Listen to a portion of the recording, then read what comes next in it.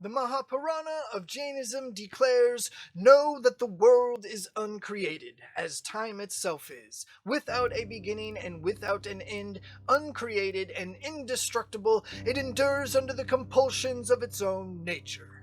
Jains believe Jainism has always existed. I suppose that's partly true, in that it's an abstract concept just waiting to be rationalized by a sentient mind, but apart from that, it is definitely a very old religion. Some symbols possibly as far back as 5,000 years. Jains believe, since the universe has always been, a creator isn't needed. There is no all-powerful God. The universe is made of souls, or jiva, and ajiva, which consists of matter, space, motion, and rest. Another version adds time. Good idea. The main goal in Jainism is to achieve a perfect soul, which has shed all of its karma and escaped the cycle of reincarnation to live in eternal bliss. This is called Nirvana, or moksha. In Jainism, karma is a type of matter that we cannot see, which attaches to the soul depending on intention and action. There is good and bad karma, which causes happiness or suffering and determines what form the soul takes after reincarnation. There are 4 realms of existence for the soul, symbolized by the 4 arms of the swastika. They are humans, heavenly beings, hellish beings, and non-humans, which includes plants and animals. It's even possible for more than one soul to inhabit a single form. Hell is not hot, it's cold. It has 8 levels, which get colder the further down you go, depending on your karma. When your bad karma has left your soul, you begin a new life. And yes, this also means that any soul can become a god, at least until they run out of good karma or achieve moksha. There's also special karma, which turns a soul into a Tirthankara. Tirthankaras are the teaching gods. They are souls that have achieved moksha but stayed on earth for a little while to preach the true path.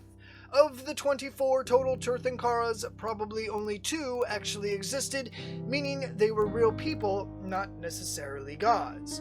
The oldest is Parshvanatha from the 8th century BCE. His predecessor is said to have lived 84,000 years ago and is a cousin of the Hindu god Krishna, which is a bit of a stretch. There are 5 main vows: no violence, no lying, no stealing, no sexual indulgences or misconduct, and no attachment, and 3 jewels: right belief, right knowledge, and right conduct. Buddhism emerged as Jainism was gaining popularity. In fact, the Buddha may have lived at the same time as the last and 24th Tirthankara, known as Mahavira, in the 5th century BCE. In short, a prince named Siddhartha Gautama wasn't satisfied with the teachings at the time, so he meditated under a tree for 49 days until he found the way, becoming enlightened, and was henceforth known as the Buddha. What he came up with is that nothing is permanent, including that there is no self, no eternal soul. But we have desires or delusions about the impermanence of things, and this causes us to be unsatisfied, which leads to suffering.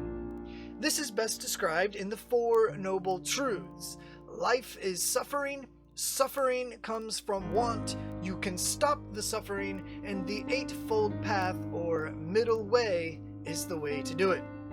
The 8-fold path consists of the right view and right understanding, namely being Buddhist, right speech, which includes no lying or gossip, right conduct, no stealing, killing, sexual misconduct, etc., right livelihood, your daily work should not cause suffering, right effort, or discipline, you might say having wholesome thoughts, right mindfulness, which is not being absent-minded, and finally, right concentration, which involves taking meditation seriously.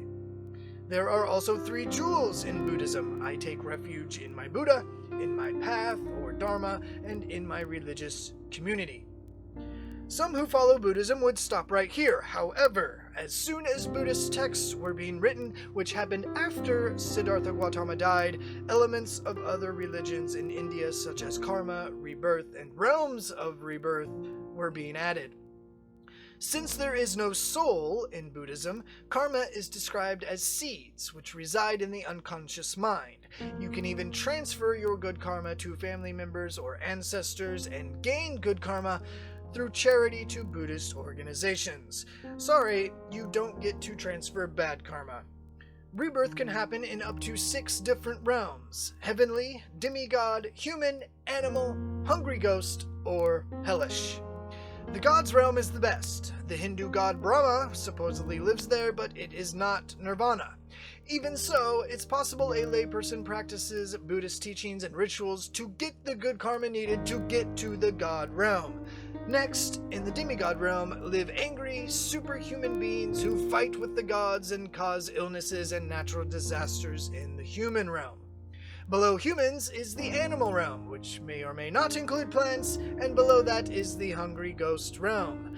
You come back as a hungry ghost because of excessive cravings. They have very small mouths and very large stomachs, which causes them to always be thirsty and hungry. Some traditions leave food and drinks out in the open for the hungry ghost, which I'm not sure is helpful because they don't have bodies.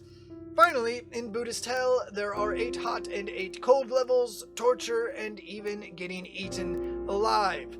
Monks, and sometimes nuns, the shamans of both Jainism and Buddhism, typically have few possessions and rely on the charity of others. There's fasting and festivals and rituals and prayers and tales of gods and gods fighting gods and bald heads and naked cross-legged meditating, and they pretty much all eat vegetables because they don't want to be too cold or hot. A lot of people may think that Jainism and Buddhism are atheist and just philosophy, but many people who follow these religions also follow the typical supernatural belief systems that are present in so many other religions.